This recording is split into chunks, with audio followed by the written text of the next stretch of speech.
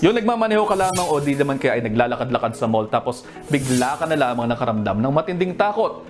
Maaring hindi na po simpleng takot yan mga kapatid kung hindi sintomas ng panic attack. May tanong tungkol dyan ang kapatid nating si Teresa Lamano. Ang sabi niya, Doc, how to deal with panic attack? Ang sabi ni Doc, sa mga hindi masyadong pamilyar, panic attack ang tawag sa biglaang bugso ng matinding takot kahit walang malinaw na dahilan. Wala pang tiyak na paliwanag kung bakit ito nangyayari, pero iniuugnay ang panic attack sa dysfunction ng ating amygdala o yung bahagi ng ating utak na nagpoproseso ng takot at mga emosyon. Posibleng makaranas ng panic attack kapag mayroong tinatawag na adverse childhood experiences o yung mga negatibong karanasan ng isang tao nung siya ay nasa pagitan ng 1 hanggang 17 anyos. Maaari itong maranasan kasabay ng iba pang mga mental issues katulad na lamang ng phobia, psychotic disorders, mood disorders at substance abuse disorders.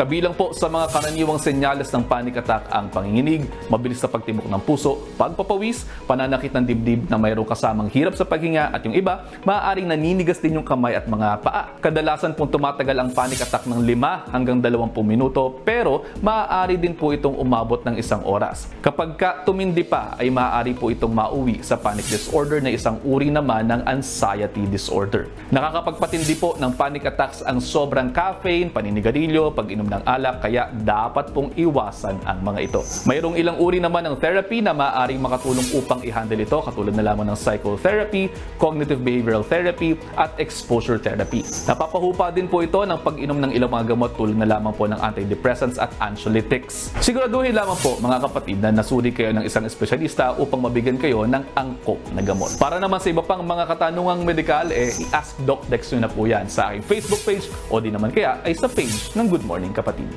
Mga kapatid, Justin Quirino po. Masayang kwentuhan at makapulahang informasyon ang hatid namin tuwing umaga. Kaya mag-subscribe na at mag-follow sa social media pages ng News 5.